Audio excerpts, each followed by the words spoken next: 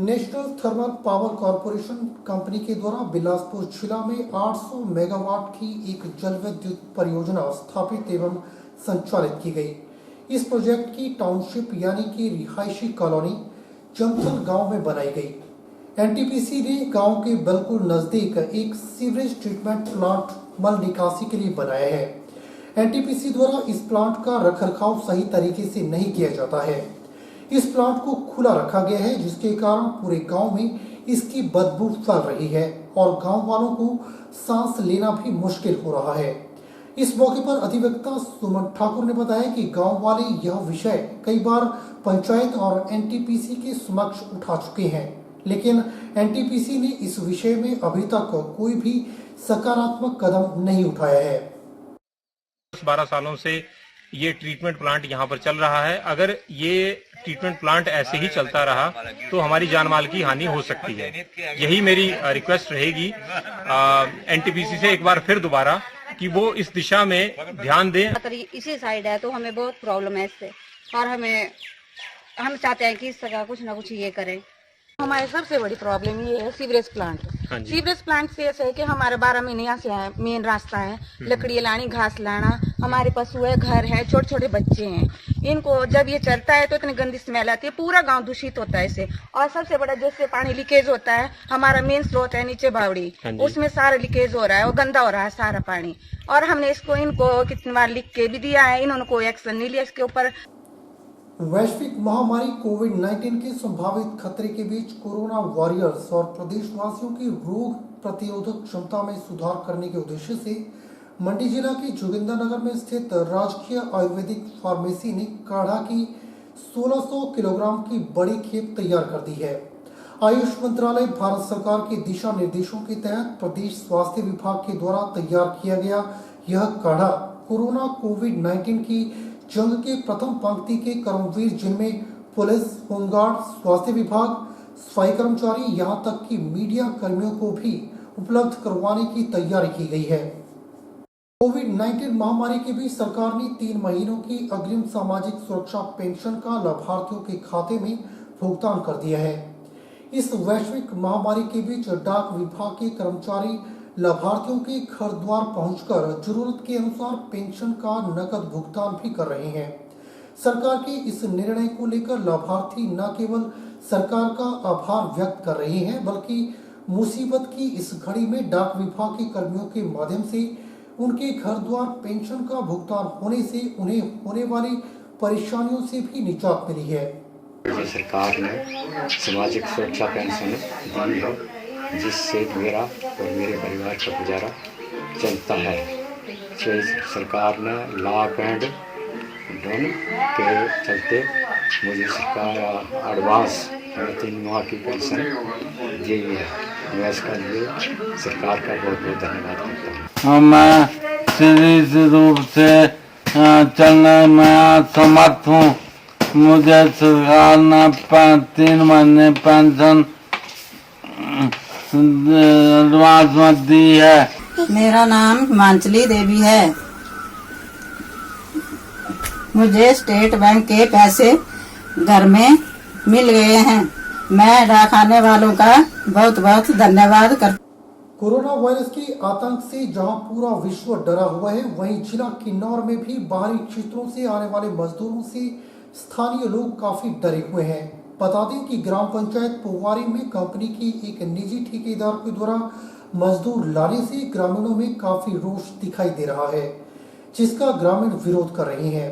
जिला किन्नौर की पोवारी पंचायत में सतलुज नदी पर 450 मेगावाट जल विद्युत परियोजना का निर्माण कार्य हो रहा है।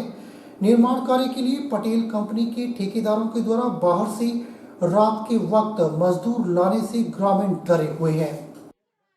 लगभग 6:30-7 बजे के करीब हमारे जो यहाँ पे पटेल कंपनी द्वारा कार्य किया जा रहा था HPCL का, तो उसमें रामपुर के ठेकेदार मिलाप ठाकुर द्वारा 3 गाड़ियाँ, जो कि उसमें मतलब 10 से 12, 13, 14 लोग आए और हमारे वार्ड नंबर 1 के साथ में जो लेबर कॉलोनी इनकी बनी है उसके लिए यहाँ पे लाया गया।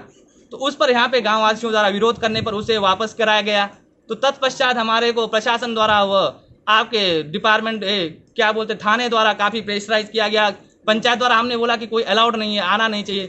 तो रात के करीब समय 9-1 बजे के करीब पुलिस प्रशासन व पूरे आपके मैनेजमेंट क्या बोलते हैं पटेल द्वारा उन लेबरों को दोबारा पुलिस संरक्षण देकर यहाँ पे कॉलोनी में लाकर ठहराया गया, परंतु वो लेबर यहाँ पर नहीं टिक कर रात को खुद ही अपने आप चले गए और वो कहीं अभी रल्ली में हैं।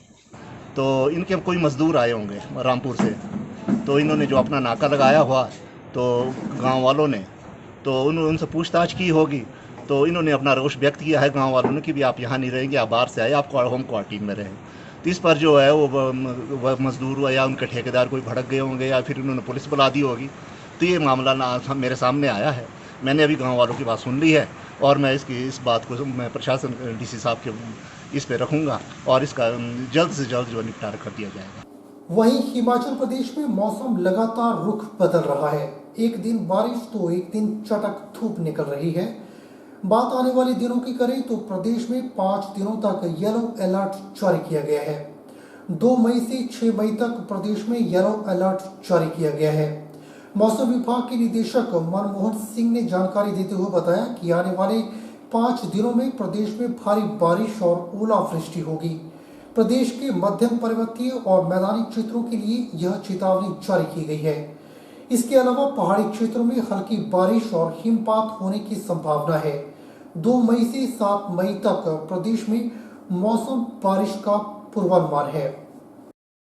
तो जो एक वेस्टर्न डिस्टर्बेंस अप्रोच कर रही है 3 तारीख को, कल से वेस्टर्न डिस्टर्बेंस आएगी, जिसकी वजह से मौसम जो आने वाले दिनों में ख़राब रहेगा। आज भी जो एक सर्कुलेशन बनी हुई है जिसकी वजह से जो कुछ एक इलाकों में बारिश हो सकती है और आज भी एक स्थानों पे ओलावृष्टि होने की पॉसिबिलिटी है। लेकिन जो 4 तारीख से जो WD का इफेक्ट है वो ज़्यादा रहेगा। 4, 5, 6 तारीख को जो मोस्ट प्लेसेस है या मेनी प्लेसेस पे बारिश हो सकती है और जो मिड हिल्स और लो हिल्स वाले इलाके हैं यहाँ पे तेज़ हवाएं चल सकती हैं और साथ में ओलावृष्टि होने की भी पॉसिबिलिटी है। अगर हम वीकली फोरकास्ट देखें 4 वीक की, तो जो फर्स्ट वीक है उसमें 1 से लेकर 7 तारीख तक जो की बारिश थोड़ी ज़्यादा थी और उसके बाद जो अगले वीक्स आएंगे 3 वीक्स उसमें कम रहेगी। कोरोना वायरस संक्रमण से पूरा विश्व त्रस्त है। ऐसे संकट के समय सरकार के साथ कर्मचारी, समाजसेवी संक्रमण की रोकथाम के लिए दिन रात प्रयासरत हैं। इसी कड़ी में डलहौजी विधानसभा क्षेत्र की विधायक आशा कुमारी ने किहार अस्पताल के लिए डॉक्टर की सुरक्षा के लिए जिला परिषद अध्यक्ष चंबा DS पठानिया के माध्यम से सिविल अस्पताल किहार में डॉक्टर्स को PPE किट, मास्क, सैनिटाइजर, साबुन और थर्मल स्कैनर PMO किहार को डॉक्टरों की सुरक्षा के लिए सौंपे हैं। BMO किहार के लिए PPE kits, hand sanitisers, thermal scanners, soaps, 3 layer mask और अन्य सामग्री जो उपलब्ध करवाई। मेरा ये मानना है कि इस सामग्री जो श्रीमती आशा कुमारी के माध्यम से आज BMO किहार डॉक्टर मनोज ठाकुर को जो दी गई, इससे इस जो कोरोना महामारी है इस लड़ने के लिए यह कारगर सिद्ध होगी। BMO किहार से डॉक्टर मनोज से हमने ये सामग्री श्रीमती आशा कुमारी द्वारा जो उपलब्ध करवाई गई उनको आज हमने यहाँ भेंट की। जंजैली घाटी की सुप्रसिद्ध चित्रकार हरदेव सिंह से सभी वाकिफ हैं। हरदेव सिंह पेशे से कनिष्ठ बुनियादी अध्यापक के पद पर राजकीय प्राथमिक पाठशाला भुलाह में सेवारत हैं। अब तक उनकी 14 कलाकृतियां अखिल भारतीय कला प्रदर्शनियों में चयनित होकर प्रदर्शित हो चुकी हैं। पिछले वर्ष हिमाचल आर्ट फेस्टिवल में भाग लेने का अवसर भी उन्हें प्राप्त हुआ है। इसके अतिरिक्त स्थानीय स्तर पर आर्ट प्रमोशन के उद्देश्य से 4 प्रदर्शनियां भी लग चुकी हैं। इनका शौक पिछले 2 दशक से चित्रकारी में रहा है। सराज की जंजैली घाटी से संबंध रखता हूँ। मैं पेंटिंग के माध्यम से वैश्विक महामारी कोरोना के प्रति जागरूकता एवं लॉकडाउन के चलते कोरोना से लड़ रहे वीर योद्धाओं का आभार व्यक्त करता हूँ। मेरा सभी से आग्रह है कि समय समय पर सरकार के दिए जा रहे दिशा निर्देशों का पालन करें, घर में ही रहें, सुरक्षित। बुलेटिन में फिलहाल वक्त है एक छोटे से ब्रेक का। ब्रेक के बाद तुरंत हाजिर होते हैं।